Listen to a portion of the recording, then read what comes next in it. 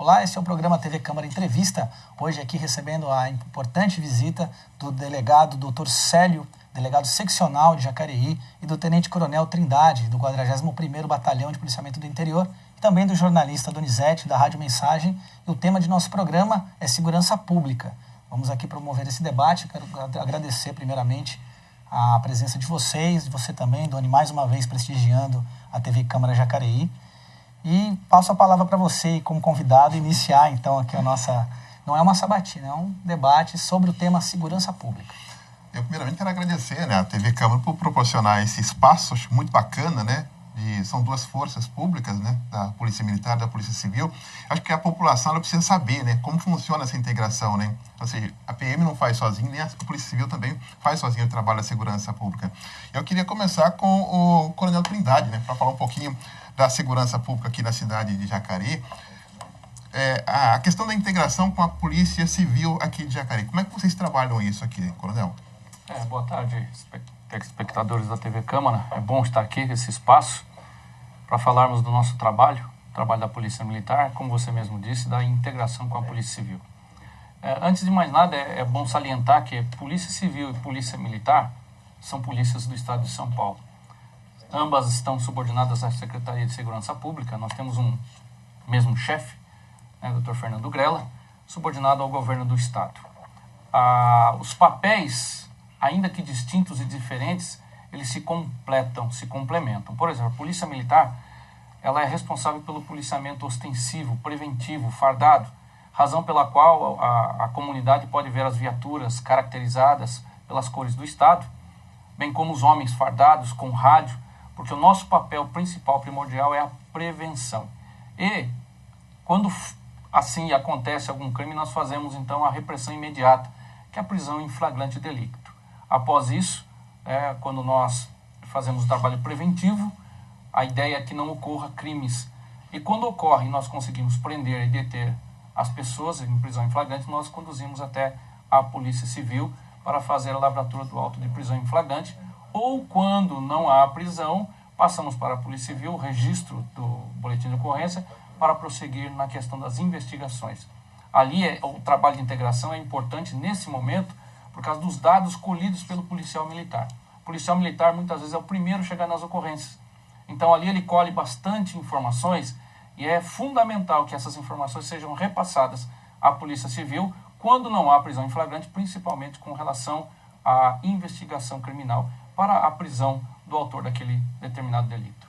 Mas esse material, então, doutor, que vai servir aí de base para uma investigação. Esses primeiros elementos que são coletados, às vezes, ali na cena do crime ou de alguma ocorrência, que são um ponto de partida, então, para o trabalho da Polícia Civil.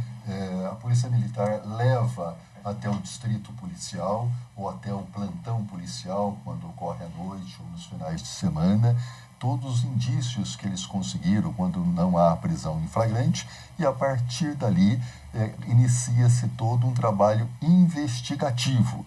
Portanto, Polícia Civil e Polícia Militar fazem parte, a palavra até um pouco pesada, mas de uma máquina repressora do Estado. O Estado, em determinado momento, precisa reprimir, E quando precisa reprimir, certamente as duas polícias estão aí. Em primeiro lugar, a Polícia Militar fazendo o lado ostensivo e nós com as nossas investigações para que a gente possa, então, levar à justiça aqueles que cometeram determinados delitos. Isso tem sido feito principalmente pela DIG, a nossa Delegacia de Investigações Gerais, e também DISE, e pelos distritos, que também cada um conta aí com a equipe mais reduzida, mas também estão investigando. Um detalhe, uma curiosidade também, eu gostaria de tocar no assunto sobre a questão das explosões dos caixas eletrônicos que a gente tem vivenciado aqui no Vale do Paraíba. Como é que a Polícia Militar, a Polícia Civil, tem unido forças, porque a gente percebe que quase que as ações são semelhantes. Recentemente a gente teve aí numa outra cidade do interior, Jacareí nós tivemos aí 2 caixas eletrônicos estourados, o Vale Histórico também tem sido vítima de caixas eletrônicos. Como é que vocês têm trabalhado? Também. O litoral também, Como é que vocês têm trabalhado de informações? 30 daqui, 40 dali, armamento pesado dali, como é que vocês têm trabalhado isso? Olha, nós estamos sempre conversando. Eu brinco até que ultimamente eu tenho conversado mais com o coronel do que com a minha mulher, porque as coisas acontecem tanto aí que a gente pega o telefone, liga e está falando, certo? Por quê? Porque as exigências são grandes, né?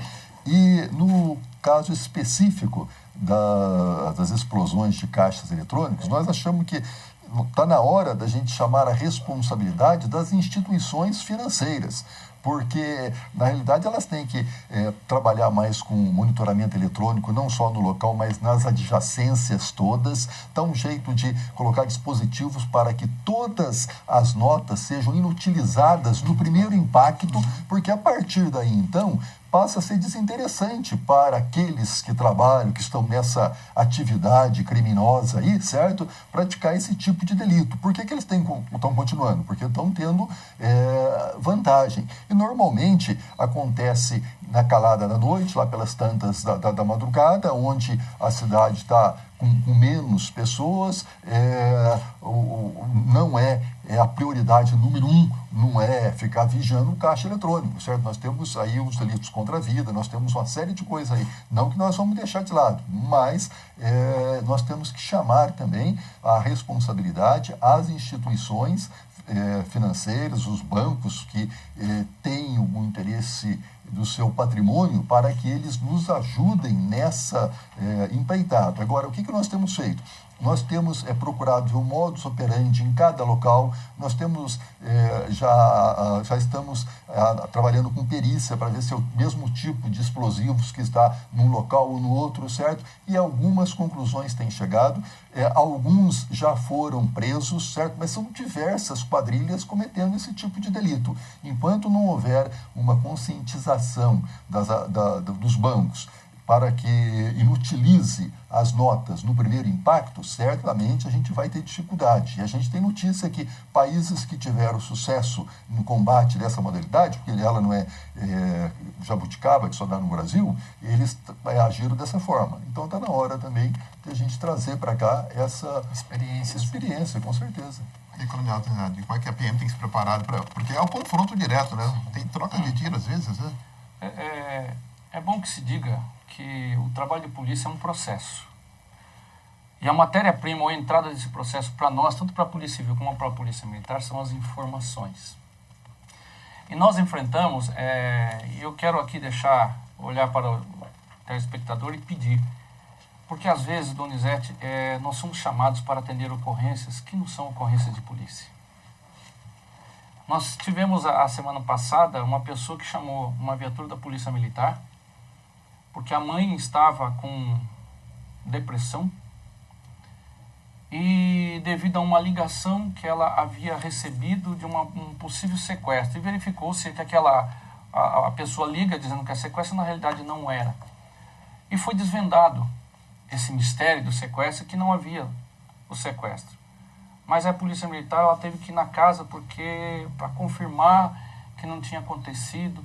Quantas vezes a Polícia Militar ela é chamada para atender, por exemplo, o que a gente chama de desinteligência, né? A falta de inteligência entre um funcionário de um determinado comércio com um cliente. Então você desvia todo o trabalho, toda uma viatura, uma guarnição para atender determinadas ocorrências. Mas por que eu estou dizendo isso? Cultural, coronel? É cultural. Porque, Donizete, mas nós precisamos entender o seguinte, como diz a música, polícia para quem precisa. Quando eu vou atender uma ocorrência que não é ocorrência de polícia, provavelmente, Donizete e telespectadores, alguém está precisando. Alguém está precisando. A questão da polícia ostensiva, a comunidade tem que entender que às vezes fala, puxa, passa uma viatura ali, parece que não está fazendo nada. Mas esse é o nosso papel, é a prevenção, é a presença da Polícia Militar. Cada quarteirão nós não vamos ter condições, nenhuma polícia do mundo, em ter uma viatura, um policial em cada quarteirão. Voltando mais à sua pergunta com relação ao caixa eletrônico. A matéria-prima nossa é informação.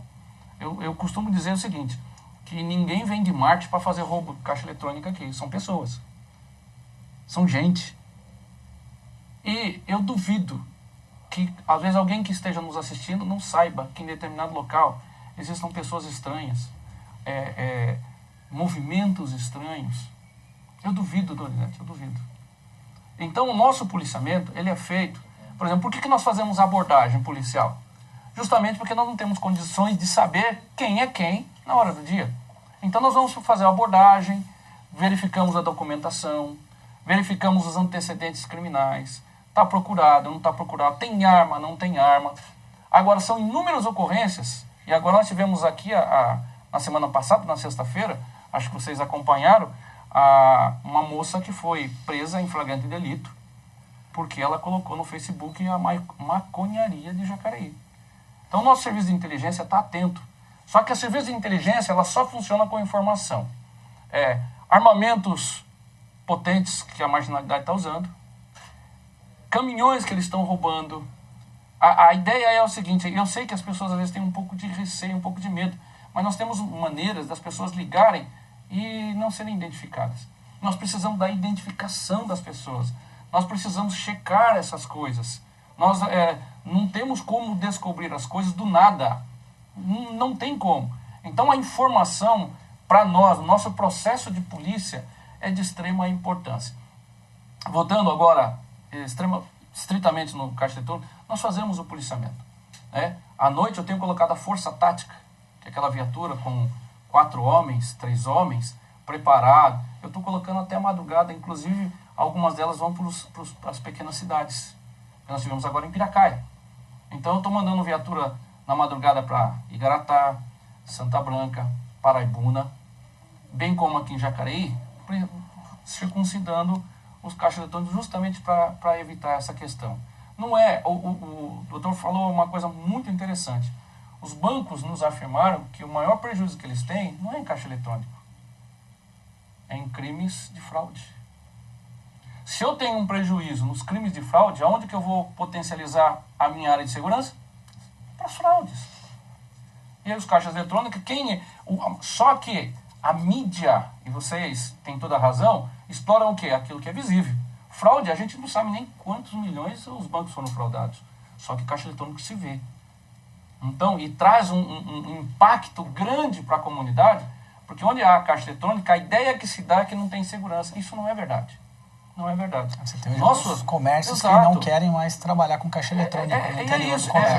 Nós vamos, se nós não nos unirmos, e principalmente a comunidade, nos passar informações que levem à prisão desses indivíduos, daqui a pouco nós vamos ficar sem caixa eletrônica nas cidades. E aí, o que a gente está sempre conversando com o Dr. Célio, é que a conta cai nas costas de quem? Na nossa. Na nossa conta. E não tem ninguém de marketing que vem fazer assalto à caixa eletrônica. São pessoas. E às vezes pessoas da nossa cidade. Haja vista que agora, no Rio de Janeiro, foi preso o Roninho. É um conhecido bandido aqui de São José dos Campos, que eu, inclusive, já havia aprendido já em 2007, 2008, mais ou menos. A gente já tinha aprendido o Roninho, que ele fugiu. Bom, nós vamos ter que fazer um breve intervalo, mas já queria deixar uma pergunta aqui no ar. Nós estamos falando, então, dessa integração entre as polícias, né? A necessidade de inteligência. O senhor acabou de dizer aí, dessa experiência, já havia prendido um assaltante. Isso nos leva a um outro aspecto também, que é a questão do judiciário, né? Como é que esse trabalho integrado entre as polícias, que a gente necessita também de uma presença do poder público, do poder executivo, políticas públicas. Não basta só esse braço do policiamento ostensivo ou da polícia judiciária. Então nós vamos para um breve intervalo, na volta vamos falar um pouquinho mais sobre os outros aspectos da segurança pública.